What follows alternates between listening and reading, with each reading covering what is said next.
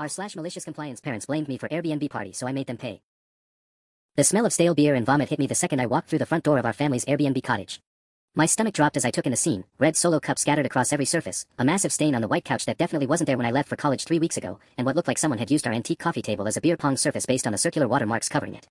What the hell happened here? I muttered, pulling out my phone to call my parents. Mom answered on the first ring. Oh good, you're finally there to see your handiwork. My what? I stepped over a broken picture frame, our family photo from last Christmas now cracked down the middle. Mom, I have no idea what. Don't you dare lie to me, Sarah. Her voice was ice cold in a way I'd never heard before. Mrs. Henderson from next door called us the morning after your little party. She said there were cars parked up and down the street, music blasting until 3 a.m., and kids throwing up in our garden. My heart started pounding. Mom, I've been at state for 3 weeks. I haven't been anywhere near the cottage since Labor Day weekend, and you know that because you literally helped me move into my dorm. Your father checked your location that night. Your phone was at the cottage. I froze. My phone had been at the cottage that weekend, because I'd left it charging there by accident and had to drive back the next day to get it. But that was 2 weeks before whatever disaster had happened here. When exactly did this happen? I asked, dreading the answer. Don't play dumb. Last Friday night. Your phone was there, witnesses saw you, and now we have over $3,000 in damages plus we had to cancel 3 bookings because the place was uninhabitable. Do you have any idea how much money you've cost us? Friday night. I'd been taking my midterm exam for statistics. In a room with 30 other students and a professor who checks IDs. But before I could explain that, Mom continued. Your Aunt Linda knows, the whole neighborhood knows, and I've never been so embarrassed in my life. The Hendersons are threatening to call the police about the noise complaint, and don't even get me started on what Mrs. Chen said about kids urinating in her flower bed. Mom, please just listen to me for 1 second. No, Sarah. I'm done listening to your excuses. You're 19 years old and it's time you learn some responsibility. You're going to pay us back every single penny, the cleaning costs, the damaged furniture, the lost bookings, everything. Maybe then you'll think twice before throwing raggers in other people's property. But I didn't. The line went dead. I stood there in the wreckage of our family's rental property, phone still pressed to my ear, trying to process what had just happened. My own mother thought I was capable of not only throwing some massive party but lying about it afterwards. The worst part? She hadn't even given me a chance to defend myself. I walked through the rest of the cottage, documenting everything with my camera. Someone had definitely thrown one hell of a party here, but it sure as hell wasn't me. The question was, who had access to this place besides our family? And why was my mother so convinced I was guilty that she wouldn't even listen to reason? I spent the next 2 hours cleaning up the worst of the mess while trying to figure out who could have done this. The cottage had a smart lock that kept logs of when it was accessed, so I pulled up the app on my phone. Sure enough, there it was. The door had been opened at 6:47 p.m. on Friday using the family code that only Mom, Dad, my brother Jake, and I knew. But here's what made my blood boil. I could see Mom had checked this log too. Her phone had accessed the system multiple times over the weekend. She knew exactly when the door had been opened and with whose code, yet she was still blaming me. I screenshotted everything and was about to call her back when my phone buzzed with a text from my cousin Emma. Heard about your party getting out of hand, grimacing face. Aunt Carol is telling everyone at the grocery store about it. Maybe lay low for a while. My stomach twisted into knots. This wasn't just staying within our immediate family. Mom was actively telling people throughout our small town that I was some kind of party animal who destroyed property. In a community of barely 4,000 people where everyone knows everyone, this kind of reputation could follow me forever. I tried calling Dad, hoping he'd be more reasonable. He answered with a heavy sigh. Sarah, your mother is devastated. That cottage is her pride and joy, and seeing it destroyed like that. His voice trailed off. Dad, I was at college. I can prove it. I have my exam schedule, my professor can verify I was in class, my roommate saw me in the dorm that night. Just give me 5 minutes to explain. Honey, I want to believe you, but the evidence is pretty damning. Your phone was tracked to that location, you're the only one who's had college parties before. One birthday party with 8 people is hardly the same as whatever happened here. And Jake vouched that he was working his shift at the restaurant that night. His manager confirmed it. My heart stopped. Jake. My 17-year-old brother who'd been begging me to let him throw parties at the cottage since we got it last year. Jake, who I'd specifically told couldn't use the place without permission because he was still in high school. Jake, who somehow had an alibi ready to go before anyone even asked. Dad, did you actually verify Jake was at work, or did you just take his word for it? Sarah, don't try to blame your brother for this. He's not the one with a history of bending the rules. What history? When have I ever? But he'd already hung up. I sat on the stained couch, pieces clicking into place. Jake had been furious when I left for college, claiming I got to do whatever I wanted while he was stuck at home with rules and curfews. He'd asked me 3 times if he could borrow the cottage for his friend Marcus's birthday, and I'd said no every time because I knew Mom and Dad would kill me if anything went wrong. My phone buzzed again. This time it was a Facebook notification. Someone had tagged me in a post. My heart sank as I opened it. Mrs. Henderson had posted in our town's community Facebook group, disappointed in the youth of today. Some college students think they can come home and throw destructive parties that keep hardworking families awake all night. Parents need to teach their children respect for other people's property. Sarah Williams, we expected better from you. 47 likes already. Comments calling me entitled and spoiled and worse. My reputation was being torched in real time, and there wasn't a damn thing I could do to stop it. That's when I decided my parents wanted to play hardball. Fine. I'd give them exactly what they were asking for. I drove back to campus in a rage, my mind spinning with everything that had just happened. By the time I reached my dorm, the Facebook post had over 100 reactions and the comments section looked like a small-town jury had already convicted me. People I'd known since elementary school were piling on, sharing their own stories about kids these days, and how Sarah always seems so responsible, just goes to show you never really know someone. My roommate Jessica took one look at my face and immediately closed her laptop. Okay, what happened? You look like you want to murder someone. I filled her in on everything, the cottage, my parents' accusations, Jake's convenient alibi, the social media pile-on. With each detail, Jessica's expression grew more incredulous. Wait, back up, she said when I finished. Your parents think you threw this party last Friday? The same Friday you were here having a mental breakdown about your stats exam and stress-eating my entire stash of hot Cheetos. The very same Friday. I pulled up the Facebook post on my phone and showed her. Look at this comment from my old Sunday school teacher. Apparently I'm a cautionary tale about the corrupting influence of college. Jessica scrolled through the comments, her jaw dropping further with each one. This is insane. Can't you just post your exam schedule or something? Show them you were here. I tried to tell them, but they've already made up their minds. Besides, look how fast this spread. Do you think these people care about facts? The damage is already done. That night, I lay awake staring at the ceiling, my phone buzzing constantly with notifications. The story had somehow made it to my college's anonymous gossip page, where people were debating whether I should be reported to the administration for bringing negative attention to the university. Someone had even dug up my LinkedIn profile and screenshot it with the caption, "This you," attached to the Facebook drama. But the worst message came at 2 a.m. from my boyfriend Tyler, who went to school 3 hours away. Hey, my friend from home just sent me some post about you trashing a house. What's going on? This doesn't sound like you at all, but people are saying some pretty harsh stuff. I called him immediately, needing to hear a friendly voice. None of it's true, I said before he could even say hello.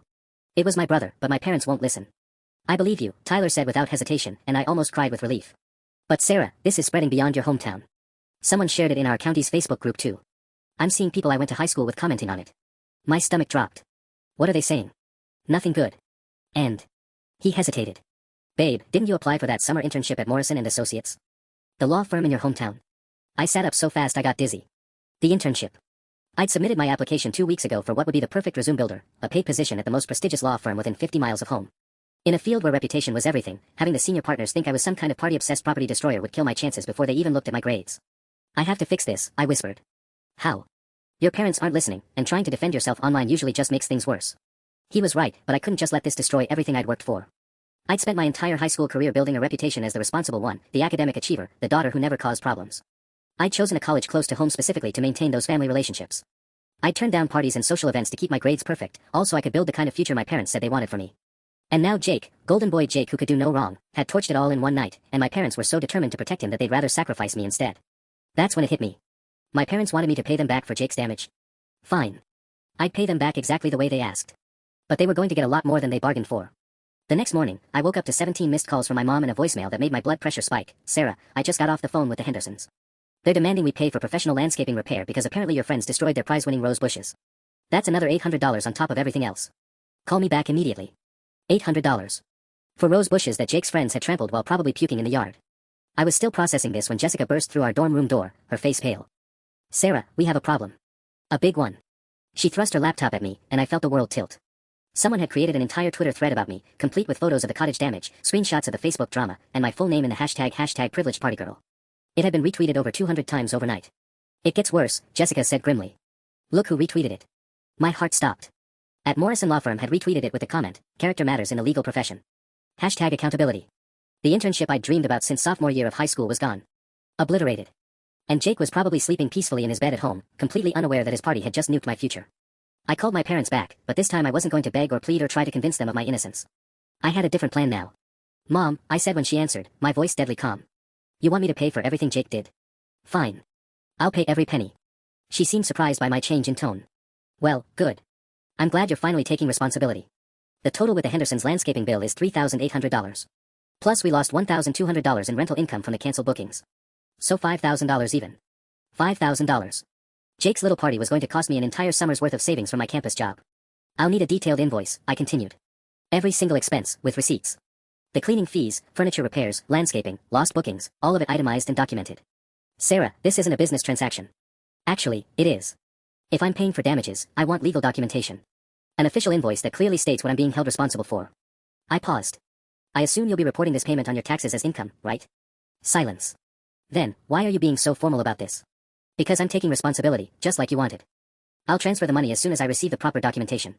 After I hung up, I immediately called my academic advisor, Professor Martinez. If I was going to execute my plan, I needed witnesses. Sarah. It's pretty early. Is everything all right? Professor Martinez, I need to ask you about something serious. I've been falsely accused of something by my family, and it's affecting my reputation and career prospects. Do you have a few minutes? An hour later, I was sitting in her office, laying out the entire situation. Professor Martinez listened intently as I showed her my exam records, my dormitory key card logs, and most importantly, my phone's location history that proved I'd been on campus all weekend. This is quite serious, Sarah. False accusations like this can indeed impact your future opportunities. She leaned back in her chair, studying the evidence. You said your parents have access to the same door logs that would prove when the property was accessed? Yes, and they've definitely checked them. But they're so convinced it was me that they're ignoring their own evidence. And your brother had access to the property codes. He's the only other person who could have done this. But he apparently has an alibi that my parents never bothered to verify. Professor Martinez nodded slowly. What exactly are you planning to do? I took a deep breath. I'm going to pay them exactly what they're asking for. But I want you to help me document everything properly. Because when the truth comes out, and it will come out, I want there to be a clear record of what really happened here. She raised an eyebrow. And how do you plan to make the truth come out? I smiled for the first time in days. Let's just say Jake's about to learn that actions have consequences. And my parents are about to discover that sometimes when you demand payment from someone, you get more than you bargained for. I spent the rest of the week meticulously planning while watching my online reputation burn to the ground. The Twitter thread had exploded to over 1,000 retweets, and someone had even made a TikTok about entitled college kids, using my story as Exhibit A. But every nasty comment only strengthened my resolve. The invoice arrived via email Friday morning, printed on official letterhead from Dad's accounting firm. Seeing my name at the top of a document that basically branded me a property-destroying delinquent made my hands shake with rage, but I forced myself to read every line item. Professional deep cleaning, $400. Couch replacement, $1, $200. Coffee table refinishing, $300. Carpet stain treatment, $250. Picture frame replacement, $75. Landscaping repair, Henderson property, $800. Miscellaneous damages, $275. Lost rental income, 3 bookings, $200. Late cancellation fees charged by guests, $500. Total amount due, $5,000. At the bottom, Dad had typed, asterisk, payment expected within 30 days. Failure to pay will result in small claims court action. Asterisk. They were actually threatening to sue me. Their own daughter. For something I didn't do. I screenshot the invoice and sent it to Professor Martinez, then called Jake directly for the first time since this nightmare started. Hey Sarah, he answered, and I could hear video games in the background. Mom said you finally agreed to pay up. About time. The casual cruelty in his voice almost broke me. Jake, just tell me why.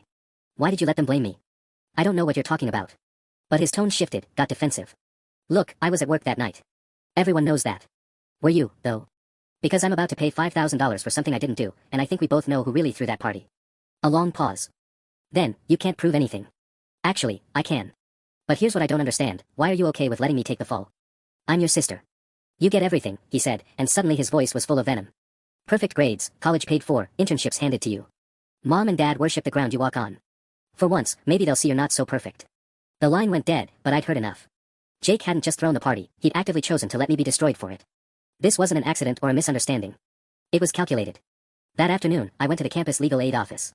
Law students provided free consultations, and I wanted to understand exactly what I was dealing with. So they're demanding payment but won't consider your evidence of innocence. The third-year student, Marcus, looked over my documentation. And this damage occurred at a rental property your family owns. Right. They've basically issued me a legal invoice for damages I didn't cause. Marcus frowned. Here's the thing, if you pay this invoice, you're legally admitting responsibility. It becomes an official record that you caused these damages. My stomach dropped. What do you mean? This invoice creates a paper trail. If anyone ever runs a background check on you, employers, graduate schools, professional licensing boards, and they dig deep enough, this could show up as evidence of property damage you were held financially responsible for. I hadn't considered that angle. Paying my parents back wouldn't just cost me money, it would create permanent documentation of guilt I could never escape. What if I refuse to pay? They can sue you in small claims court. But here's the interesting part, in court, you'd have the right to present evidence and call witnesses. They'd have to prove you actually caused the damage. I sat back in my chair as the full picture became clear. My parents had boxed me into an impossible corner, pay up and accept permanent legal responsibility for something I didn't do, or fight them in court and tear our family apart publicly. But they'd forgotten one crucial detail, I'd learned to be strategic from the best, from them. That night, I made a decision that would change everything. Instead of transferring the money directly to my parents, I was going to pay them back exactly as they demanded, but through a method that would force the truth into the open. I started by visiting Jake's social media accounts. My brother had always been sloppy about his privacy settings, and sure enough, his Instagram was public. I scrolled back to the night of the party, and there it was, a story he posted at 10:47 p.m. showing him and his friends at what was clearly our cottage, red Solo cups in hand, with the caption, "Parents are out of town," smiling face with sunglasses, #lit Friday. The story had expired weeks ago, but I'd learned a few things about digital forensics from my criminology elective.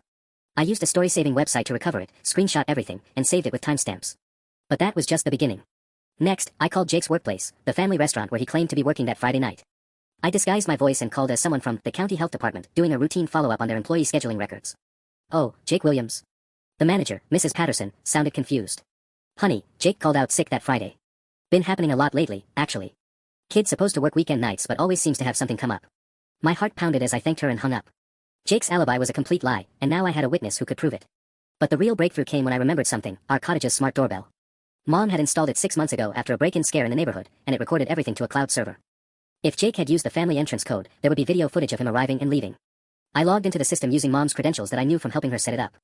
The footage from that Friday night was still there, and what I saw made my blood boil. Jake arriving at 6:47 p.m., exactly matching the door log. But he wasn't alone. I counted at least 15 teenagers piling out of various cars, including several I recognized from his high school class. The most damning part was the timestamp at 2:15 a.m. showing Jake stumbling out the front door, clearly drunk, while his friends carried out cases of what looked like our emergency liquor stash from the cottage's locked cabinet. He'd not only thrown an unauthorized party, he'd stolen alcohol from our parents' property to do it. I downloaded everything and burned it to a USB drive, then made 3 backup copies. But as I was preparing to confront my parents with this evidence, my phone rang with a number I didn't recognize. "Is this Sarah Williams?" The voice was crisp, professional.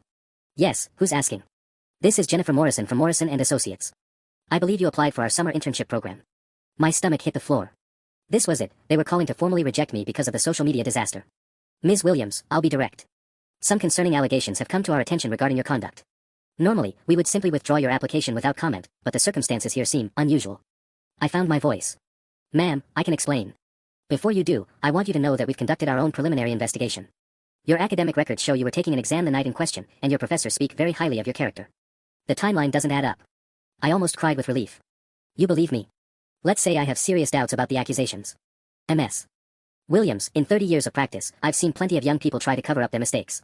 But I've also seen innocent people railroaded by those who should protect them. Which category do you fall into? The second one. And I can prove it. Good. Because here's what's going to happen. Our firm has a strict policy about character assassination and false accusations. If you can demonstrate that you've been wrongly accused, we're prepared to not only honor your internship offer but to provide legal assistance in clearing your name. I gripped the phone tighter. What kind of legal assistance? The kind that makes people very uncomfortable about spreading lies. Are you free to meet Monday morning? After I hung up, I sat in stunned silence.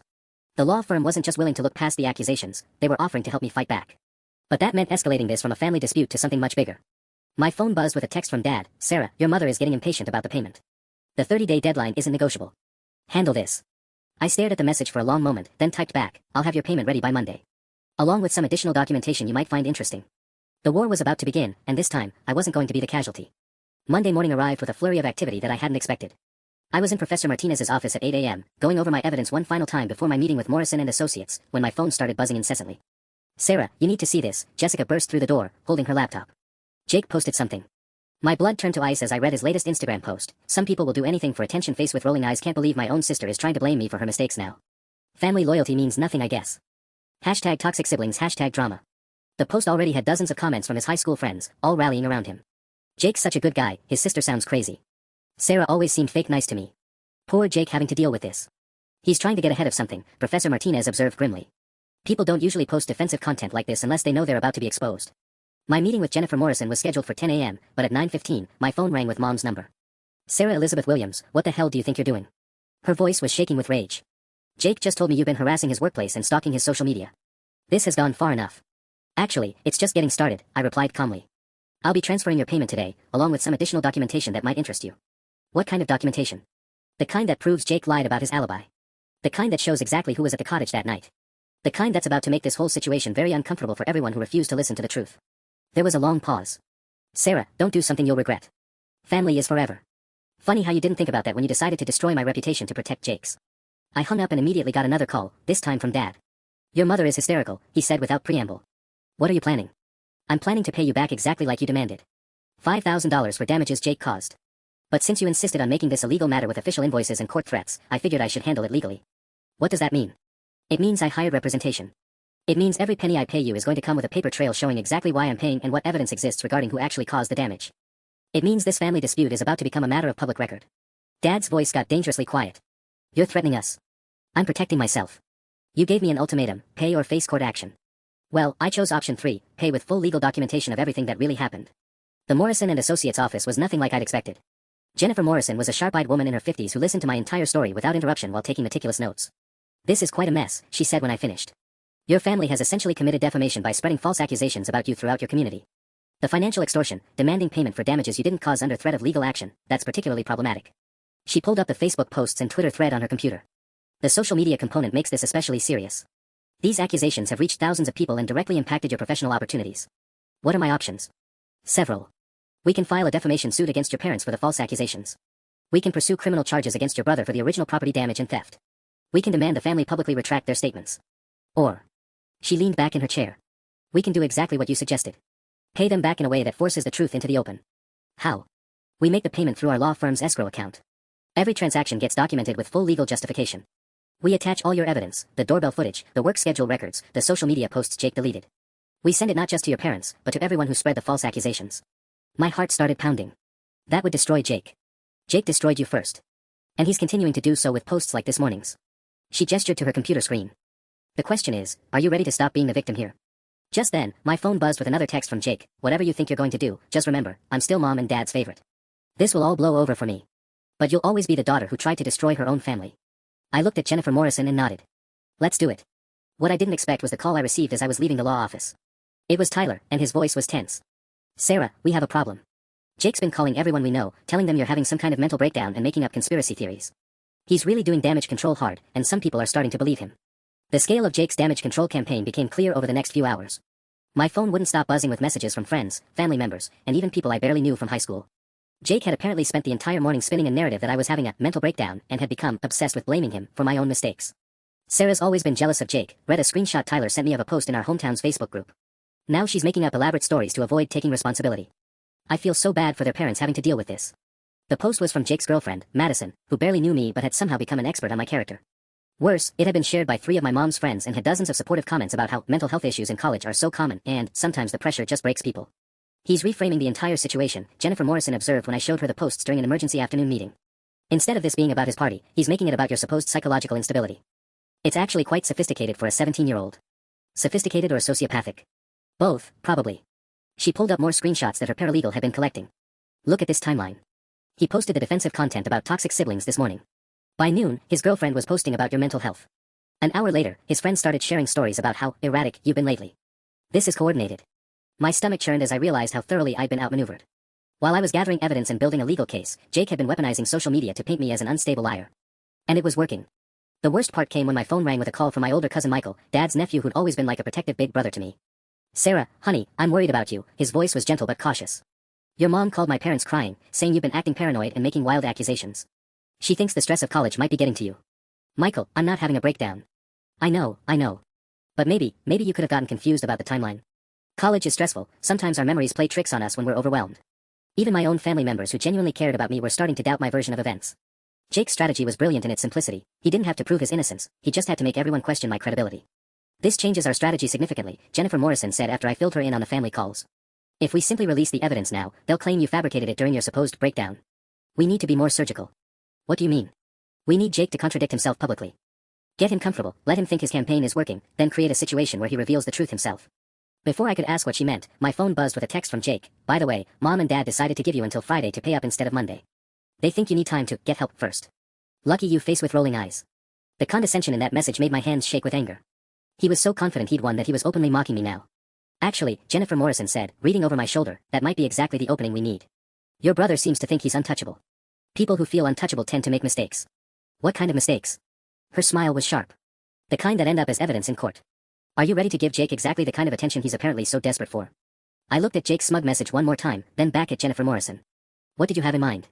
I thought Jennifer Morrison's plan was risky, but I was desperate. She wanted me to respond to Jake's text in a way that would bait him into revealing more information while making him think his manipulation campaign was working. Text him back, she instructed. Tell him you're willing to admit you were wrong if he helps convince Mom and Dad to take down the social media posts. Make it sound like you're breaking.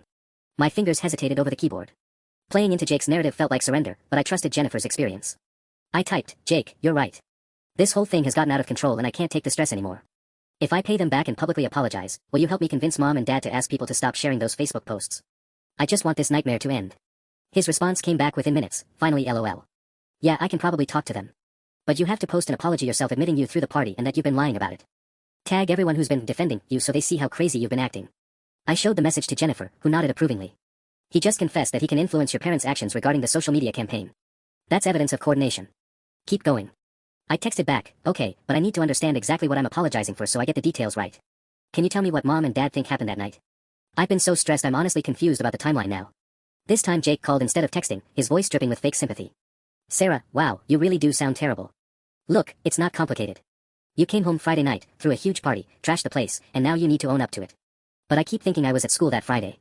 My memory is so foggy lately. Yeah, stress can do that. But trust me, you were definitely at the cottage. I mean, everyone saw you there. My heart raced. Everyone. Who specifically saw me? There was a pause. You know, the neighbors. People driving by. Whatever. Look, does it matter? The damage is done. I just want to make sure I apologize to the right people. Did any of your friends see me there that night? I'd hate for them to think I'm still lying if they were witnesses. Another pause, longer this time. Sarah, why are you asking so many questions? I thought you wanted to move past this. I do. My therapist says I need to face the truth directly instead of avoiding it. I hated using mental health as manipulation, but Jake had started this game. She says apologizing to specific people who witnessed my behavior will help with my guilt. You're seeing a therapist now? His voice perked up with interest. Yeah, the college counseling center. She's helping me work through why I've been so paranoid and making up these elaborate stories about you. I think I was just jealous of how much Mom and Dad trust you. I could practically hear him preening through the phone. Well, yeah. I mean, I never gave them a reason not to trust me. But look, don't worry about apologizing to my friends. They don't really care about your drama. Were they there that night though? As witnesses? Sarah, you're getting weird again. Just write the apology post and pay Mom and Dad back. Stop overthinking everything. But his evasiveness was exactly what Jennifer had predicted. He hung up without answering my question about witnesses, and within an hour, I received a call from Mom. Sarah, Jake told me you're finally ready to take responsibility. He also mentioned you're getting professional help. Her voice had softened slightly. Honey, why didn't you tell us you were struggling? I didn't want you to worry. But yes, I'm seeing someone at the counseling center. She's helping me understand why I created this whole conspiracy theory about Jake. Created? Mom's voice sharpened. So you're admitting you made it up? My stomach clenched, but I pushed forward with the plan.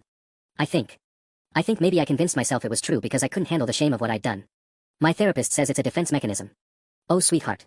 Mom's voice broke. We were so worried when you kept insisting Jake was involved. We thought, well, your father was concerned you might be having some kind of episode. The word episode hit like a slap. They hadn't just questioned my story, they'd questioned my sanity. I'm getting better, Mom. But I need to ask you something, and I need you to be completely honest. That night at the cottage, was there any evidence that Jake was there too? Any chance we were both involved and I just blocked out his part because of the trauma? The silence stretched so long I thought she'd hung up. Sarah, she said finally, Jake was at work. His manager confirmed it. You're absolutely sure? You actually spoke to his manager yourself? Well, your father did. Or rather, Jake provided the contact information and your father verified it. My pulse quickened. So Dad never actually spoke to anyone at the restaurant? Sarah, why are these details important? You just said you were ready to take responsibility. I am, Mom. My therapist says I need to understand the full truth, even the parts that make me look worse. If Jake was there too and tried to stop me, I should acknowledge that in my apology. Another long pause. Honey, Jake wasn't there. You were alone. But her voice wavered just slightly, and I knew Jennifer's strategy was working. The cracks were starting to show. That night, I couldn't sleep. Something about Mom's wavering voice kept replaying in my head, and around 2 a.m., I decided to dig deeper into Jake's supposed work alibi. If I was going to destroy my relationship with my family, I needed to be absolutely certain I had my facts straight. I called the restaurant again, this time during the overnight shift when different staff would be working. The night manager who answered sounded young, probably not much older than me. Yeah, I remember that Friday, he said when I asked about Jake's schedule. Jake Williams, right? Dude was supposed to work but called out last minute. Left us totally screwed for the dinner rush. My manager was pissed because it was like the third time that month. Wait, I said, my heart pounding. Who did Jake call to request the night off? He didn't request it off. He called an hour before his shift claiming he was sick. But honestly, I saw him at the gas station that same night around 10, and he looked fine to me. He was buying like a ton of beer with some older guy. An older guy buying beer for Jake and his friends. This kept getting worse. Did you tell anyone in management about seeing him? Nah, wasn't my business. But between you and me, Jake's been pulling that fake sick call thing a lot. Pretty sure he's gonna get fired soon if he doesn't straighten up. I thanked him and hung up, my mind racing. Not only had Jake lied about working that night, but he'd had someone buying alcohol for his underage party. This wasn't just property damage anymore, there were potential criminal charges involved. But before I could process this information fully, my phone started buzzing with notifications. Someone had posted in my college's anonymous confession page, anyone else notice how Sarah Williams has been acting totally unhinged lately? Heard she's been harassing local businesses and making crazy accusations against her own family. Girl needs serious help. My stomach dropped as I read through the comments. People I'd never even spoken to were chiming in with observations about my erratic behavior in class, my paranoid questions during study groups. Someone even claimed I'd been muttering to myself in the library. The post had been up for less than an hour and already had 50 comments. Jake's character assassination campaign had followed me to campus. I screenshot everything and forwarded it to Jennifer, then tried to go back to sleep. But at 6 a.m., my roommate Jessica shook me awake. Sarah, you need to see this. Now. She thrust her phone at me, and I felt the blood drain from my face. Someone had created a fake Instagram account using my name and photo, and had posted a long, rambling message about how guilty and crazy I felt about destroying my family's property. The post was written to sound like I was having a mental breakdown, complete with dramatic confessions and pleas for forgiveness. The account was created yesterday, Jessica said grimly. And it's already been shared to our college's main Facebook group. People think you actually posted this.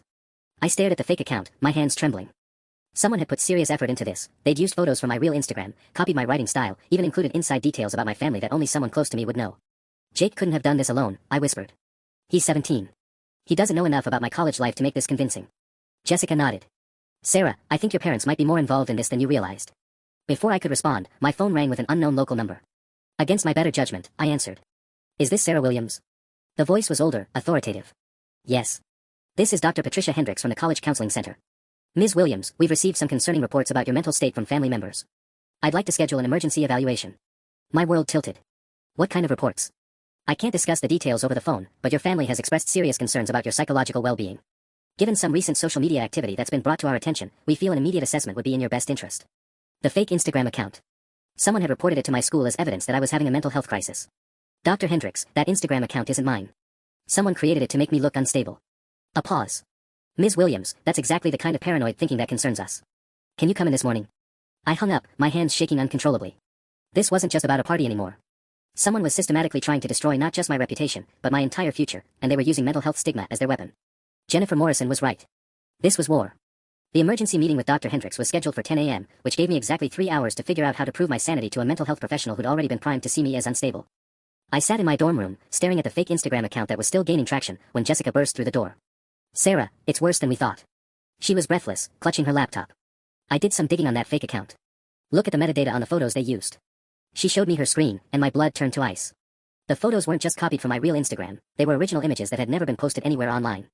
Pictures from inside my dorm room, photos from family gatherings, even a candid shot of me studying in the library last week. Someone's been watching me, I whispered. Taking pictures without me knowing. Or someone you trust gave them access to your private photos, Jessica said grimly. Sarah, this isn't just your brother anymore. This is organized. My phone buzzed with a text from Mom. Honey, we've arranged for you to speak with a counselor this morning.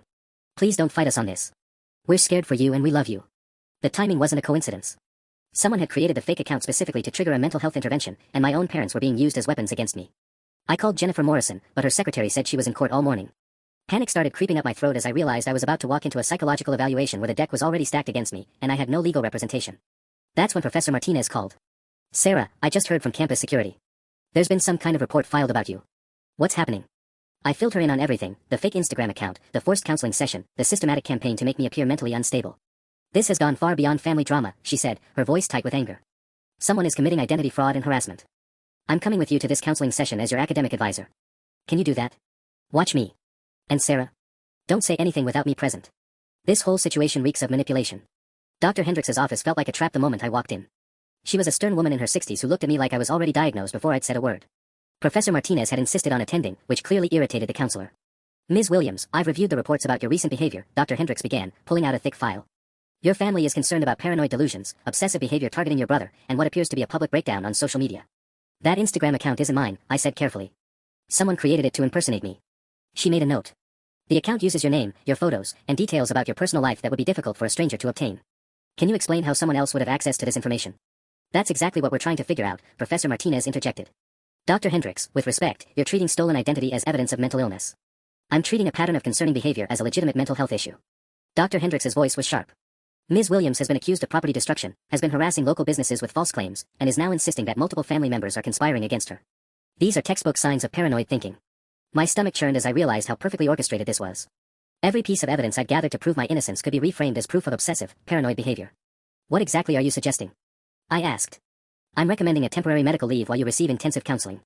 Your academic standing would be protected, but you'd be removed from campus until we can ensure you're not a danger to yourself or others. The room spun. A medical leave would destroy everything, my internship prospects, my graduation timeline, my entire future. And it would be on my permanent record forever. I'm not agreeing to that, I said, my voice shaking. Dr. Hendricks leaned forward. Ms. Williams, this can happen voluntarily or involuntarily. The choice is yours. That's when I knew I was cornered. Someone had weaponized the mental health system against me, and I was about to lose everything without even getting the chance to present my evidence. But as Dr. Hendricks reached for her phone to make what I assumed would be the call to formalize my academic suspension, my own phone buzzed with a message that changed everything. It was from Jake. Hope you're enjoying your therapy session, sis. Face with tears of joy. Maybe now you'll learn not to mess with a favorite child. I showed the message to Professor Martinez, whose eyes widened. Dr. Hendricks glanced at it and frowned. How would your brother know you're here right now? Professor Martinez asked quietly. That's when I realized Jake had just made his first real mistake. The silence in Dr. Hendricks' office was deafening as the implications of Jake's text message sank in. Professor Martinez leaned forward, her voice deadly quiet. Dr. Hendricks, how exactly would a 17-year-old boy know the precise timing of a confidential mental health evaluation unless he was directly involved in orchestrating it? Dr. Hendricks's expression shifted from certainty to confusion as she reread Jake's message. The family expressed concerns, but the scheduling details weren't shared with. My phone buzzed again. Another message from Jake. Dad says the counseling center lady is really nice. Should have you sorted out by lunchtime, thumbs up. Stop, I said, my voice stronger than it had been all morning. Just stop and think about this for 1 second. How does Jake know who I'm meeting with? How does he know the timeline? How did a fake Instagram account get created using photos that were never posted online just hours before my family suddenly decided I needed emergency mental health intervention? Dr. Hendricks was quiet for a long moment, studying the messages. The timing is unusual. Professor Martinez pulled out her own phone. Dr. Hendricks, I'd like you to call the number that reported Ms. Williams for a mental health crisis. Right now, with us present. That's not standard protocol. Neither is having a family member mock a student during their evaluation, Professor Martinez said sharply. Something is very wrong here, and I think you're beginning to see it too. Dr. Hendricks reluctantly dialed the number from her file. After a brief conversation, she hung up with a troubled expression. That was your father, she said to me. He seemed surprised that the evaluation was happening today. He thought it was scheduled for next week. My heart started pounding. Then who called you to set up the emergency session? Before Dr. Hendricks could answer, her desk phone rang. She answered it with a flustered hello, and her face went pale as she listened. I see. Yes, we'll handle this immediately. She hung up and looked at me with what might have been the beginning of an apology. That was campus IT security. They've traced the fake Instagram account to an IP address registered to Jake Williams. The room felt like it was spinning. What does that mean exactly? Professor Martinez was already pulling up something on her laptop. It means your brother created that account from his own internet connection. But more importantly, it means he's been coordinating with someone else, because he couldn't have known enough details about your college life to make it convincing alone. Dr. Hendricks was scrolling through her files with growing alarm. The initial report about your mental state came through our online portal, not from a phone call. Someone filled out a detailed crisis intervention form using very specific psychological terminology. What kind of terminology? I asked, though I was starting to suspect the answer. The kind that mental health professionals use. Whoever wrote this report knew exactly what keywords would trigger an emergency evaluation. She looked up at me with something that might have been shame. Ms. Williams, I think someone has manipulated our system to target you. My phone rang with Mom's number. Against every instinct, I answered and put it on speaker. Sarah, honey, Jake just told me the most ridiculous thing. He claims you're at some kind of counseling session today. I told him that was next week, and only if you wanted to go voluntarily. Mom, I interrupted, who helped Jake create the fake Instagram account? Silence. Then, what fake account? Sarah, what are you talking about? But in the background, I could hear Dad's voice, sharp and angry, get off the phone. Now. The line went dead, but not before I heard Jake saying something that made my blood run cold. She knows about the IP address. We need to call. Dr. Hendricks was staring at me with a completely different expression now. Ms. Williams, I owe you an apology. It appears you've been the victim of a sophisticated harassment campaign designed to discredit you through our mental health system. Professor Martinez nodded grimly. The question is, who has the psychological expertise to pull this off? Because Jake didn't do this alone.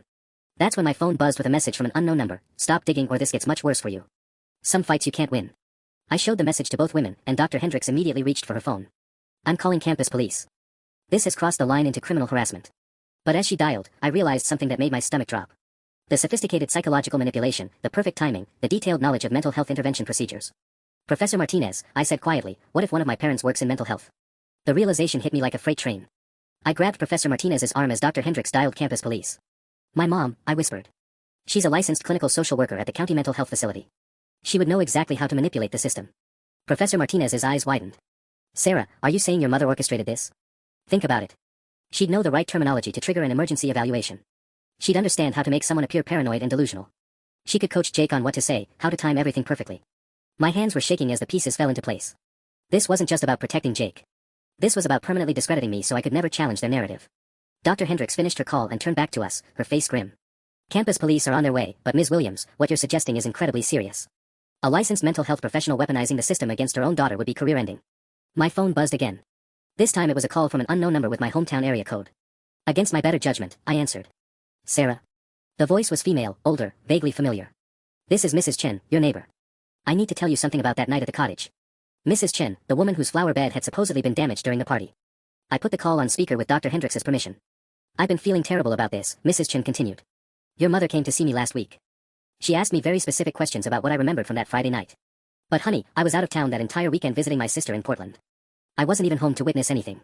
The room went silent. Professor Martinez leaned forward. Mrs. Chen, are you saying you never saw Sarah at the cottage that night? I never saw anyone. And when I told Carol, your mother, that I wasn't home, she got very upset. She said maybe I was confused about the dates, that the incident report she'd filed mentioned my eyewitness testimony specifically. My stomach churned. Mrs. Chen, did my mother ask you to confirm details about something you didn't actually see? Well, she seemed so distressed about the whole situation. She said you were going through a difficult time and that having community support for consequences would help you get back on track. She asked if I would be willing to say I'd seen disruptive behavior, just to help reinforce the lesson you needed to learn. Dr. Hendricks was furiously taking notes. Mrs. Chen, are you saying Mrs. Williams asked you to provide false testimony about her daughter's behavior? I thought I was helping the family. But after seeing all those social media posts about Sarah having mental problems, I started feeling sick about it. That's not the same girl I watched grow up. Something doesn't feel right. My phone started buzzing with another incoming call, Mom's number appearing on the screen. I declined it, but immediately another call came through from Dad. Then Jake. Then Mom again. They know Mrs. Chen is talking, Professor Martinez observed. Sarah, how many other witnesses do you think your mother coached? Before I could answer, my phone started buzzing with text messages, all arriving within seconds of each other. Mom, do not talk to the neighbors. You're making everything worse. Dad, Sarah, come home immediately. This has gone too far. Jake, you're going to destroy our whole family over your stupid party. Unknown number, last warning. Stop now or face consequences. Dr. Hendricks stood up abruptly. That's enough. Ms. Williams, you're clearly being harassed and possibly stalked. I'm recommending immediate intervention, but not the kind I was planning an hour ago. What do you mean? I mean I think you need protection, not treatment. And I think your family needs investigation. She picked up her desk phone. I'm calling our legal department. If a licensed mental health professional has been manipulating intervention systems and coaching false witnesses, this is a matter for professional licensing boards and potentially criminal authorities. Just then, campus police knocked on the office door. But as the officer entered, my phone rang one final time. This time the caller ID made my blood freeze. It was Jennifer Morrison from the law firm. Sarah, where are you right now? Her voice was urgent. We have a problem. Your parents just filed for an emergency conservatorship, claiming you're mentally incompetent and a danger to yourself. They're trying to gain legal control over your finances, your housing, and your medical decisions. The officer, Professor Martinez, and Dr. Hendricks all stared at me as the true scope of what my family had planned became clear. How long do I have? I asked, my voice barely a whisper. The hearing is scheduled for tomorrow morning. Sarah, if they succeed, you'll lose the right to defend yourself against any of this. They'll have complete legal control over your life. The conservatorship hearing was in 18 hours, and I was sitting in a campus police station trying to explain to Officer Martinez, no relation to my professor, why my own parents were attempting to legally declare me incompetent. Let me get this straight, Officer Martinez said, reviewing the stack of evidence we'd compiled. Your brother threw an unauthorized party, your mother, a licensed social worker, coached false witnesses and manipulated mental health systems to frame you, and now your parents are seeking legal guardianship over you as an adult. That's exactly right, Jennifer Morrison confirmed via speakerphone. She was driving back from court to meet us in person. And the timing is deliberately strategic. If they gain conservatorship, Sarah loses the right to hire legal representation, access her own bank accounts, or even speak publicly about what happened. My hands were shaking as I scrolled through the legal documents Jennifer had forwarded to my email. The conservatorship petition painted a picture of me as dangerously delusional, citing the fake Instagram posts, the harassment of local businesses, and my paranoid accusations against family members. But the most damning section made my stomach drop. Subject has exhibited escalating behavioral concerns including stalking family members, creating elaborate conspiracy theories, and demonstrating inability to distinguish reality from fantasy. Recent psychiatric evaluation revealed severe paranoid ideation requiring immediate intervention. They're lying about the psychiatric evaluation, I told Officer Martinez.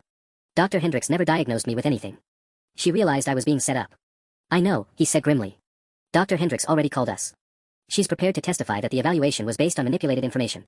But here's our problem, your parents filed this petition with affidavits from multiple sources. He handed me a folder that made my blood run cold. Statements from Jake's manager at the restaurant confirming he'd worked that Friday night. A sworn affidavit from Mrs. Henderson claiming she'd witnessed me at the cottage. Even a statement from my high school guidance counselor describing my history of attention-seeking behavior and difficulty accepting responsibility. These are all lies, I whispered, but even as I said it, I realized how it sounded. How do you prove people are lying when they're willing to swear under oath? Officer Martinez's radio crackled, and dispatch informed him that my parents had just arrived at the station, demanding to speak with me immediately. You don't have to see them, he assured me. But they're claiming this is a welfare check and that you've been missing for hours. Through the station window, I could see Mom pacing in the parking lot, talking rapidly on her phone. Dad stood beside their car, arms crossed, looking angrier than I'd ever seen him. But it was the third figure that made my heart race. Jake was with them, and he looked scared for the first time in this entire ordeal. Something's changed, I observed. Jake looks panicked. Professor Martinez, who had stayed through this entire nightmare, leaned forward. Sarah, what if Jake didn't realize how far your parents were planning to take this? Framing you for a party is one thing, but legal guardianship. My phone buzzed with a text from an unknown number. Meet me at the coffee shop on Elm Street in 1 hour. Come alone. I have information about your parents that you need to see. M. Who's M? Officer Martinez asked, reading over my shoulder. Before I could answer, my phone rang with Tyler's number. Sarah, thank God. I've been trying to reach you for hours. Listen, something weird is happening. My mom just got a call from your mom, asking about my family's contact information. She wanted to know about my stability and whether I've noticed changes in your behavior. She's trying to isolate you. Jennifer Morrison's voice came through the speakerphone as she arrived at the station. Classic abuser tactic, discredit you with your support system before the legal hearing. But Tyler wasn't finished. There's something else. My cousin works at the courthouse, and she said there's been unusual activity around your family's case. Multiple people have been calling to provide additional testimony about your mental state, but here's the weird part, some of them are calling from the same phone number. What phone number? I asked, though I was starting to suspect. The main line for county mental health services. Where your mom works. The pieces were falling into place in the most terrifying way possible. Mom hadn't just manipulated the system, she'd used her professional resources and colleagues to manufacture an entire false narrative about my mental health. Officer Martinez was already reaching for his radio. We need to contact the district attorney's office. If county employees are manufacturing evidence for a legal proceeding, this is conspiracy and fraud. But before he could make the call, the station door burst open. Dad stormed in, his face flushed with rage, followed by Mom who looked more desperate than angry. That's enough, Sarah, Dad announced loudly enough for everyone in the station to hear. You're coming home with us right now, and this delusion ends today. Officer Martinez stepped between us. Sir, your daughter is an adult and she's here voluntarily providing information about harassment she's been experiencing. Harassment? Mom's voice cracked. She's been terrorizing our entire family, making insane accusations, stalking her brother's workplace. We're trying to get her help before she completely destroys herself. But as Mom spoke, I noticed something that made my pulse race. Her phone was buzzing constantly with notifications, and each time it lit up, I could see multiple text conversations active on her screen. She wasn't just coordinating with Dad and Jake, there were at least 6 other conversations happening simultaneously. Mom, I said quietly, who else are you texting with right now? Her face went pale, and she quickly shoved the phone into her purse. But it was too late. Officer Martinez had noticed too. Ma'am, I'm going to need to see that phone. The next few minutes unfolded like a movie I was watching happen to someone else. Officer Martinez examined Mom's phone while she sat rigid in the plastic chair, her professional composure finally cracking. Dad kept demanding to know what authority the police had to interfere with family business, but his bluster sounded hollow now. Mrs. Williams, Officer Martinez said, scrolling through the messages, you have active conversations with 6 different people, all discussing testimony for tomorrow's conservatorship hearing. Including instructions on what specific language to use regarding your daughter's mental state. Mom's face crumbled. I was trying to save her. She was going to destroy Jake's future over one stupid party. He's 17, one mistake shouldn't ruin his entire life. So you decided to ruin mine instead. The words came out steadier than I felt. It wasn't supposed to go this far, she whispered. The conservatorship was just supposed to be temporary, just until the legal issues were resolved and you came to your senses. Dad finally seemed to grasp what she was admitting to. Carol, what did you do? I used my professional contacts to document Sarah's supposed mental health decline. I thought if she faced real consequences, legal ones, she'd drop this crusade against Jake and we could all move forward. Jennifer Morrison, who had been taking notes quietly, looked up sharply. Mrs. Williams, are you confessing to conspiracy to commit fraud against the court system? The silence stretched until Jake's voice broke through from the station doorway. Mom, stop talking. We all turned to see my 17-year-old brother standing there, tears streaming down his face. Just stop. Please. Jake, go wait in the car, Dad ordered, but Jake shook his head. No. This is insane. He walked over to Officer Martinez. I threw the party. I stole alcohol from the cottage. I trashed the place and let my sister take the blame because I was scared. But this? He gestured wildly at the legal documents scattered across the desk. You were going to have her declared mentally incompetent. Over a party. Mom reached for him. Honey, we were protecting your future. By destroying hers. Jake's voice cracked. She's my sister. She helped me with homework every night before she left for college. She bought me a car air freshener with her own money because she knew I was nervous about learning to drive. And you made me watch while the whole town called her crazy. He turned to me, his face streaked with tears. Sarah, I'm so sorry. I posted that stuff online because Mom said it would help establish a pattern of instability for the legal case. I didn't understand what that meant until today. Officer Martinez was already on his radio, calling for additional units. We're going to need someone from the DA's office and professional licensing board representatives. 3 hours later, I sat in Jennifer Morrison's law office while she explained what would happen next. The conservatorship petition had been withdrawn. Mom was facing professional sanctions and potential criminal charges. The fake social media accounts had been traced back to the family's home network. Mrs. Henderson and 2 other witnesses had already called to recant their statements once they learned about the legal implications of perjury. What about Jake? I asked. Juvenile court will handle the original property damage, but given his cooperation and the coercion involved, he'll likely face community service and restitution. Jennifer looked up from her notes. The real question is, what do you want your relationship with your family to look like going forward? I thought about Jake's tears, about Mom's desperate justification, about Dad's shocked silence when he realized what his wife had orchestrated. I don't know yet, I admitted. But I know I want my life back first. My phone buzzed with a text from Morrison and Associates' official account, internship position confirmed. Looking forward to working with someone who understands that truth always surfaces eventually. For the first time in weeks, I smiled.